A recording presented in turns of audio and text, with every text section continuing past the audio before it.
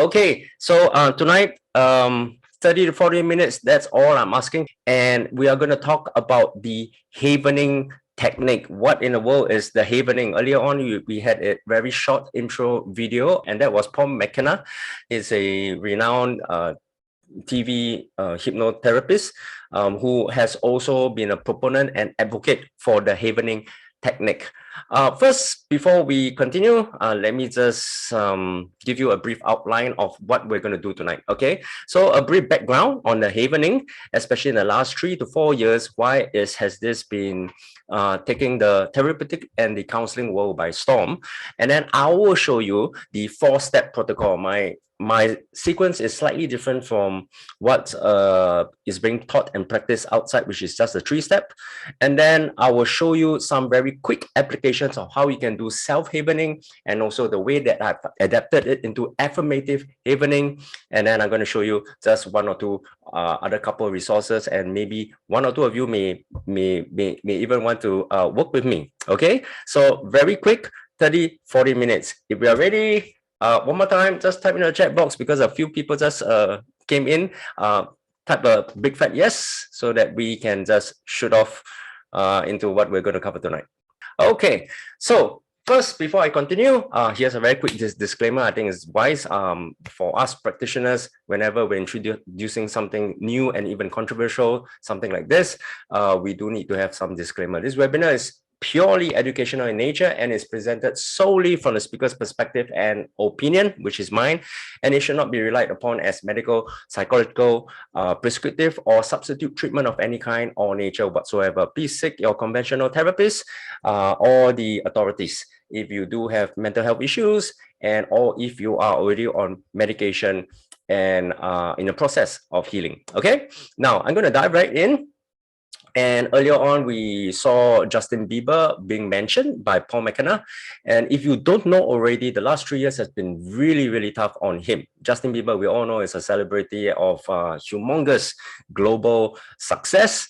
But just take a look at him here. I mean, he ever since he got married in 2018, 2019, he has just gone down. And by his own admission, he came out recently only in his what you call an autobiographical television series online, that said that he just went down in terms of the mental health as well as depression.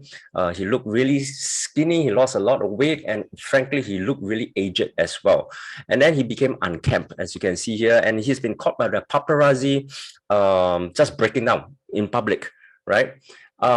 He has his own psychological coach and therapist who recommended him the havening technique. And we're so glad to hear that since last year and early this year, he's been making a great comeback. In fact, his despite some of his ailments, I think he's got a facial paralysis. But besides that, he's been shooting his videos, MTVs, and even though his tour has been cancelled, it's been postponed, but he's making good progress. Also because of his wife and his strong support that he has. But his therapist actually talk a lot about the havening technique that was prescribed. So first, I'm going to give you a little bit of the description or the definition of havening.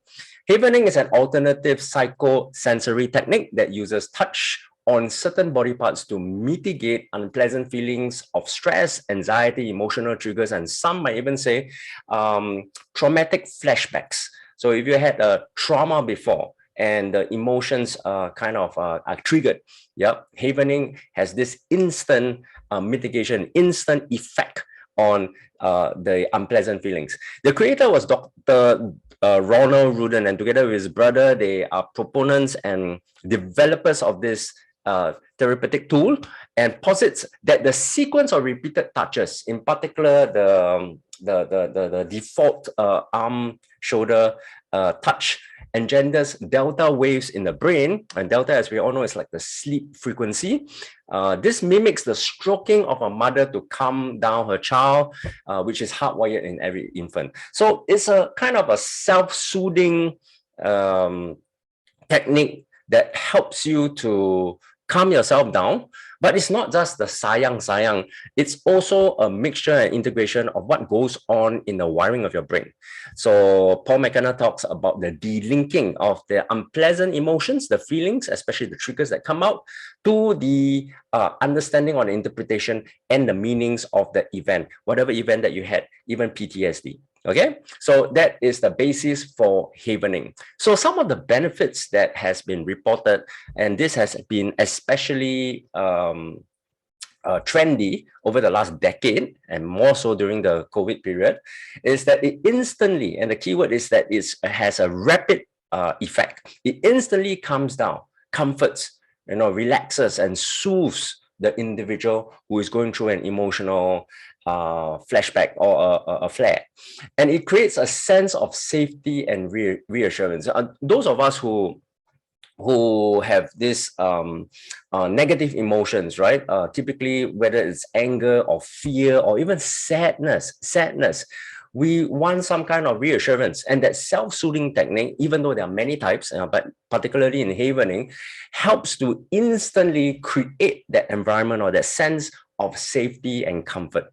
And it reduces negative emotions, of course, while releasing feel-good hormones. All right, dopamine, and oxytocin as well, right? And it rebalances somatic and nervous system. Our nervous system, as we know, when it's triggered, produces what we call the fight and flight responses, right? We're always so tense up. We're always on alert. And when we're always on alert, we cannot come down. We can't even sleep. So somatic experience includes, when you're always so tense up and agitated, you cannot have a good night, so you have insomnia. And so doing this just before sleeping actually helps. It's been reported to help one overcome insomnia, restlessness, and you're able to get a good night's sleep even. And then it balances, it relieves tense bodily symptoms. In other words, you've got tense muscles or even aches and pulls, right? Because of the soothing technique that is being administered, what it does as a byproduct is also the body becomes calmer, right? So if you've got flared up muscles, for example, that's under tension, there is also this byproduct of feeling at ease, just like how you just come out from a massage, for example. And it defogs the mental distractions and even blockages. So you think clearer, there's such a clarity in your thinking. And wouldn't you agree that this is so much this is so important, especially if you're doing work or if you've got some professional engagement. You can just take this 5 minutes, 8 minutes, go into the toilet and just do your own self-havening. Okay, so these are some of the benefits that's been reported, over the years, especially the last decade, by practitioners and clients using this. Now, I want to tell you a little bit of how I stumbled into this. Right. Again, for those of you who have heard me in the last 2 years, since we've kind of launched our Breakthrough Therapy and Breakthrough Academy, I've been a practicing psychotherapist as well as psychologist over the last 15 years. But only of late that I really came forward to design and develop, because part of my work and passion is also in education. We created quite a lot of knowledge products in this area.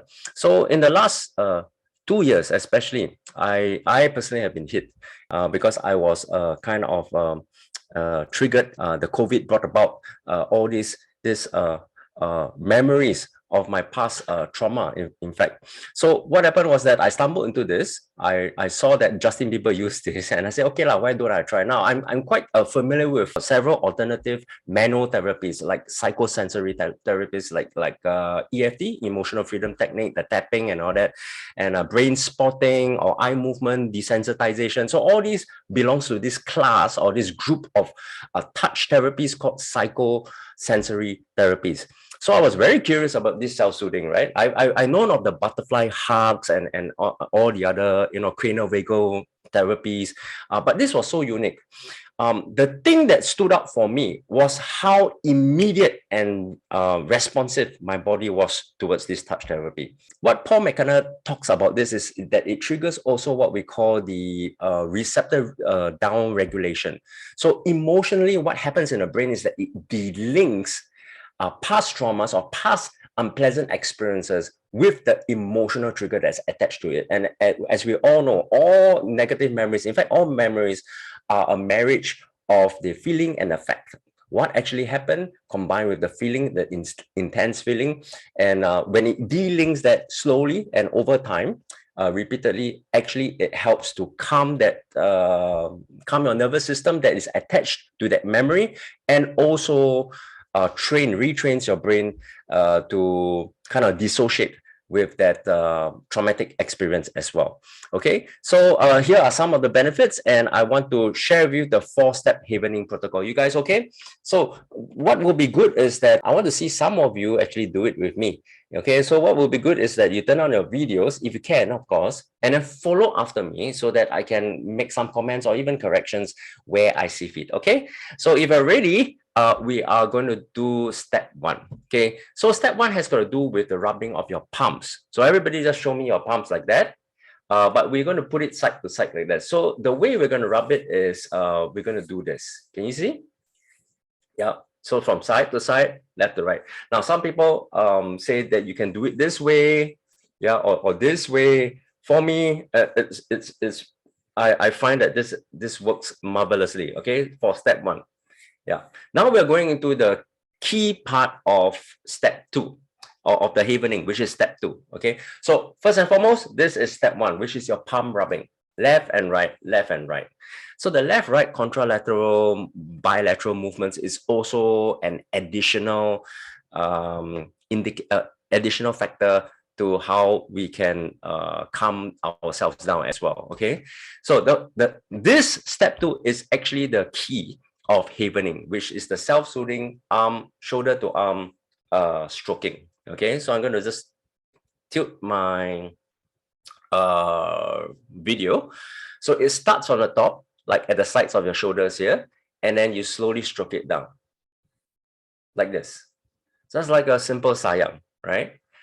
Some people say, is it a must to have up and down movements? Well, it's typically up to down. So you can release and then go up and then down. Can you see that? Yeah. So it's a self-soothing stroke. Now, what's the speed?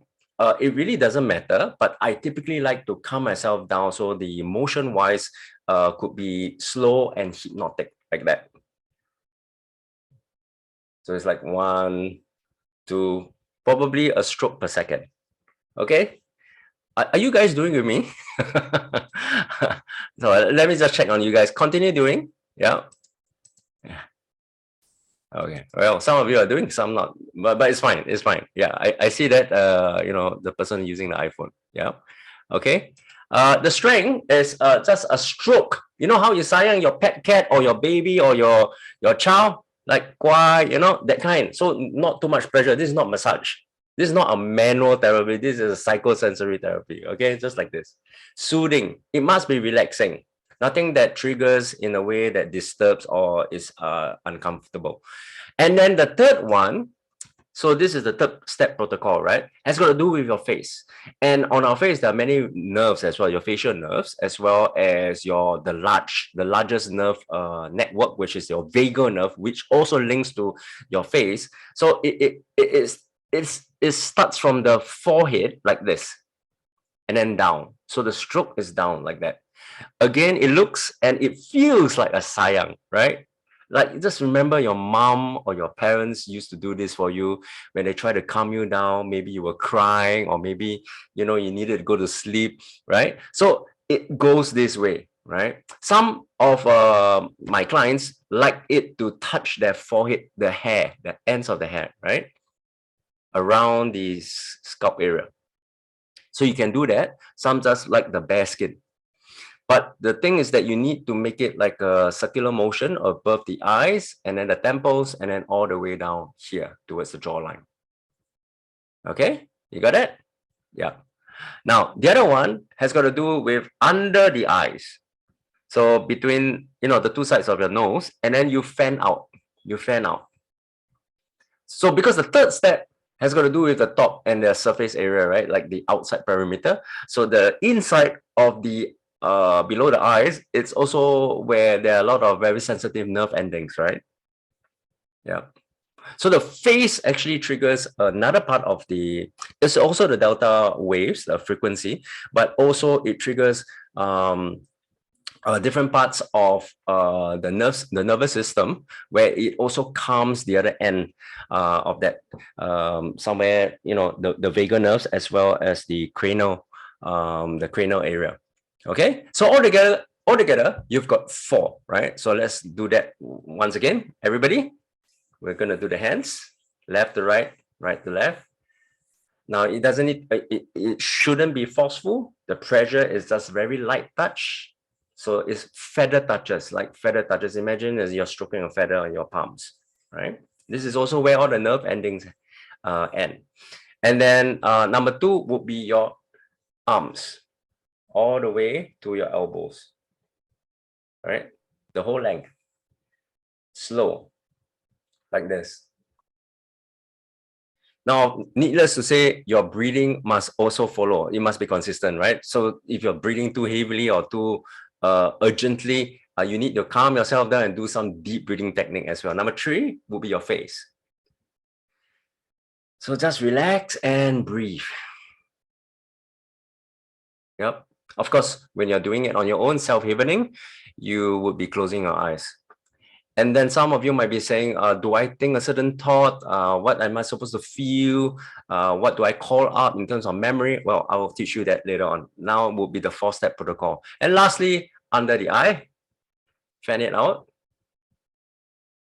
Fan it out to the sides of your face, right down to the bottom of your ear.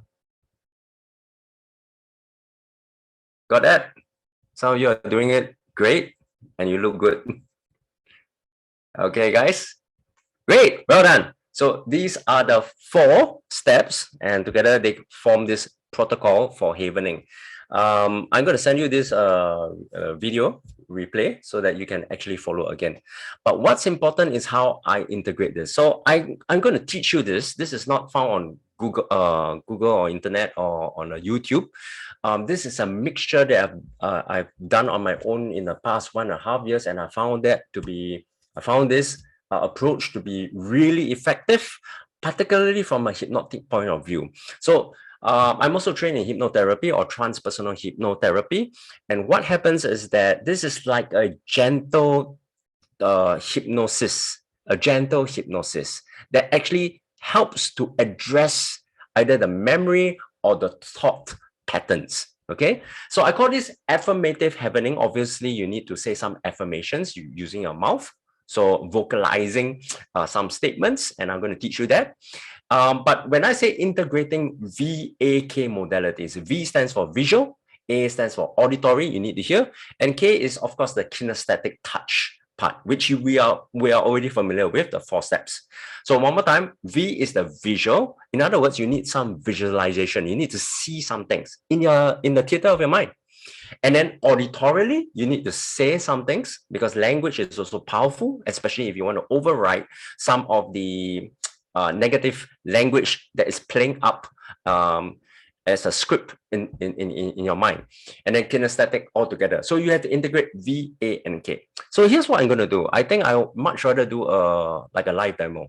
Any one of you would like to get rid of a certain particular nagging feeling that you have, or unpleasant feeling.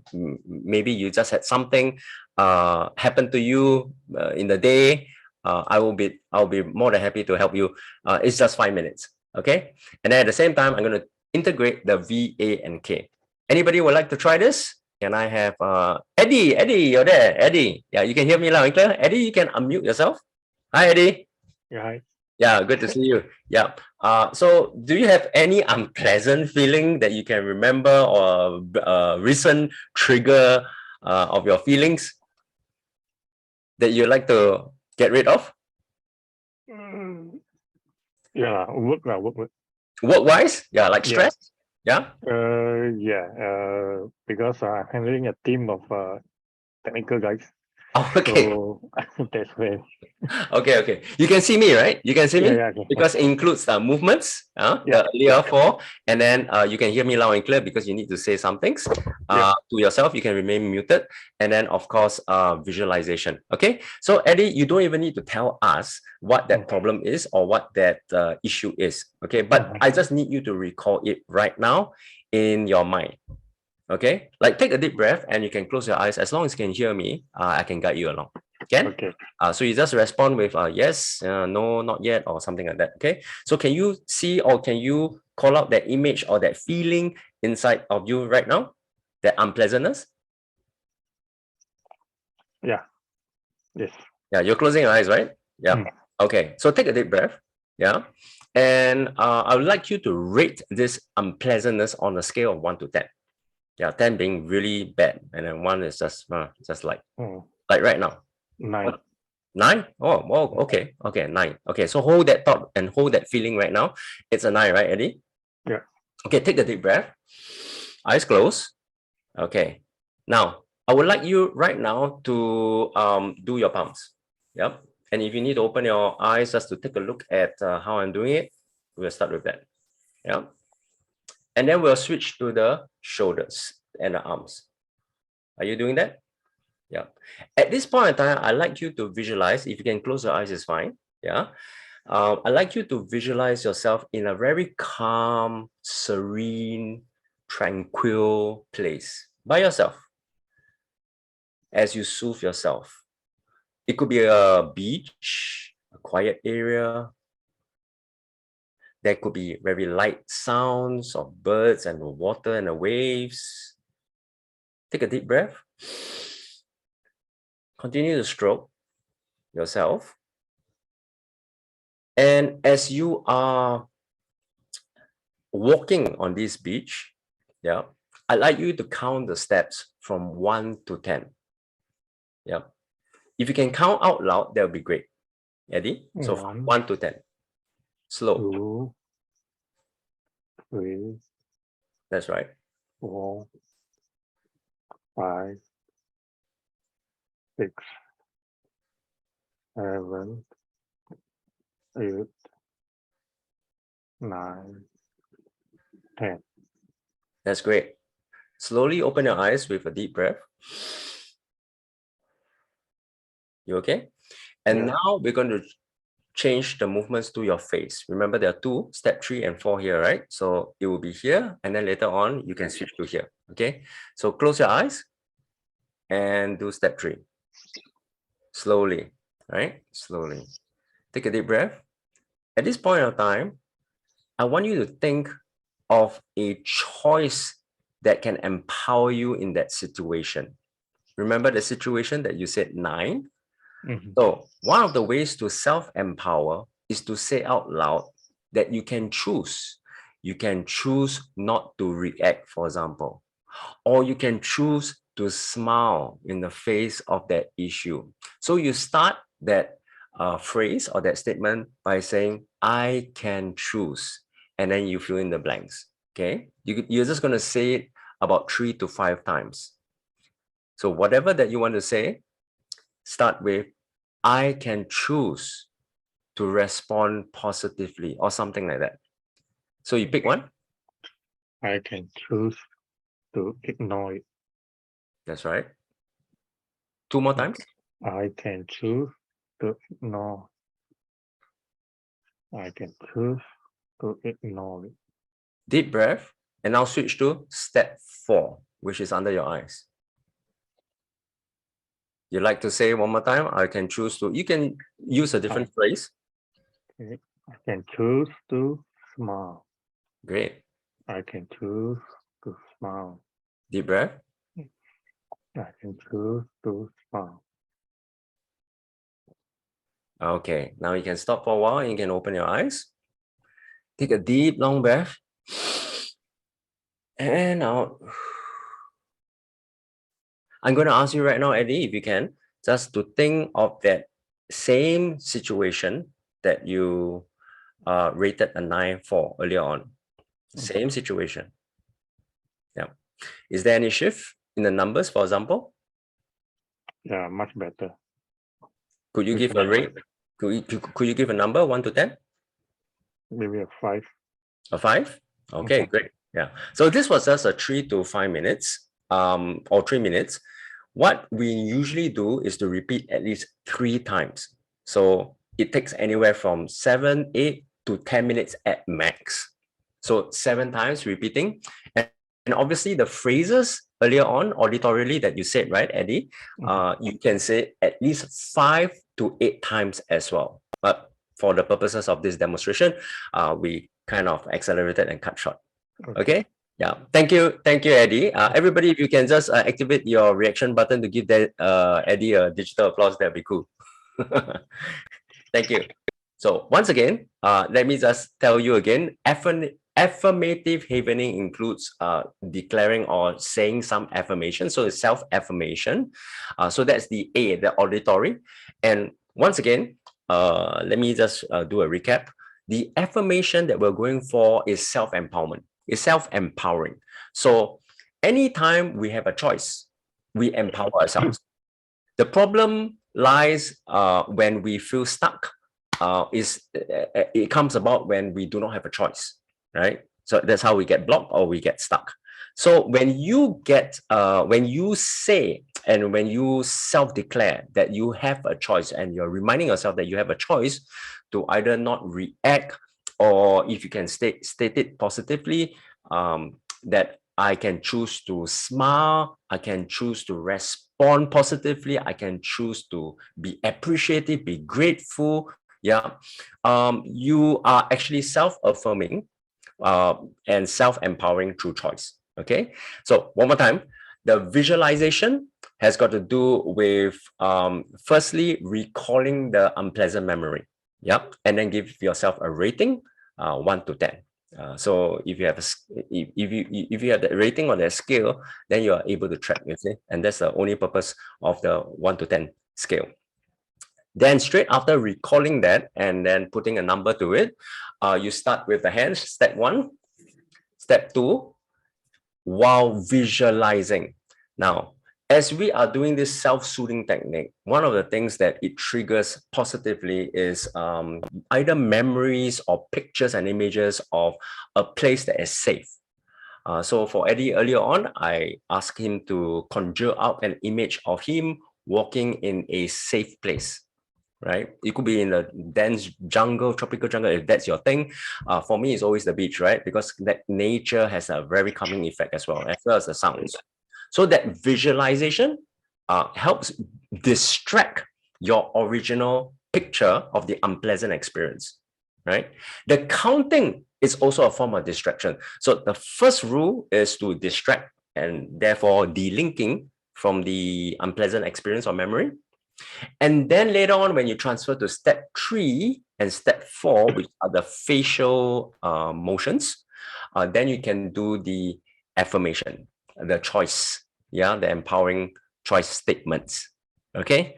So once again, those of you who tune in, who registered for this, you will have your video replay and you can always tune back to this. Okay. So guys, I just wanted to share with you that that's really it for tonight.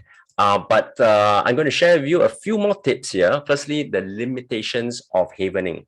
Havening being the new kid on the block in psychotherapy or psychosensory techniques, it lacks clinical evidence and supporting data. Yes, it's been around for 25 years. Yes, there are 2 books written on it by the founder, yeah, Dr. Ronald Rudin, but it lacks a lot of clinical trials and empirical data and literature. Number 2, it's pretty awkward to administer in a public place, even if you got a friend to do it or a partner to do it with you. Yeah, I mean, doing this may look a bit funny, right? Whereas other psychosensory tools like tapping and all that can be done quite inconspicuously, right?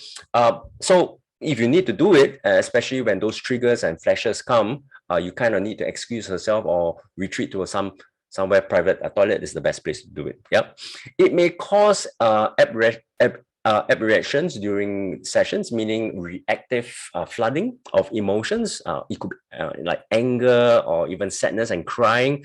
While that is okay, you're not actually triggering something that is uncontrollable. But if you're doing it on yourself without guidance or without the help of a trained psychotherapist, it might you might feel overwhelmed and confused. Okay. So it should not be used as a therapeutic treatment on its own. This is not a koyok, right? And it's definitely not therapy. In fact, for optimal results, it should be incorporated into conventional psychotherapeutic modalities. So for me, what I'll do in counseling or in therapy is to help my clients, especially in delinking, remember the deregulation of that emotional stuckness as it's attached to a traumatic memory. I help to do that. But of course, the talk therapy still continues because there is a whole process to understanding and implementing it, especially when they go back home and continue to do it on their own and come back for review. So that's why it should not be done on its own, and it's best that a practitioner guides you along, because we can also spot out micro cues, body language, and even verbal articulations of what is going on in your mind. Right now, I want to offer a free consultation for any of you who feel that this might help you and you need a guidance or you need facilitation, right? So I'm going to give you a free consultation, which you can just click on this link. I've got my team to send it out into the chat box right now, or you can scan the QR code here. Now, what we're going to do is that it doesn't constitute to an immediate therapy session. We're going to do a consultation first. So about 10, 15, maybe even 20 minutes. If you feel you've got some issues that this might help you, right? Or if I can give you some reference or referrals even outside, if I feel that this is not suitable for you and you might need further guidance or consultation elsewhere, I will be the person to do that with you. What I can do for you is to give you a free consultation, just 10, 15 minutes, preferably over Zoom, not over a phone call, so that I can see you as well. And also for me to ascertain that this is serious enough for you to make that call. Okay. Other types of psychosensory modalities that I use is this one that I created over the last 2 years. Is called EDT, which is energy defragmentation therapy. And I'm very happy to give you an updated a free intro training. I think it's about 30 minutes long only, where I explain the genesis of how our trauma, comes about, and also what you can do. And this does not have the havening technique involved, although you can always integrate and incorporate that if you want me to. But it includes how we can get defragmented, because many times as human beings, we cannot be in a state of disequilibrium, forever, in order to function. And because we've got shadow, there's a shadow part of us that lurks primarily because of trauma, past incidences, or things that we have not reconciled and resolved, right? What happens is that we cannot function optimally and we are impeded, and what happens is that we self-sabotage every now and then whenever we want to achieve something great in our lives. So anyway, take a quick look, unlock your free intro training video inside there. Again, the link can be sent out, and there will be also a response call there where you can also make that call with me and my team, and we'll be gladly make ourselves available to answer your queries. Okay.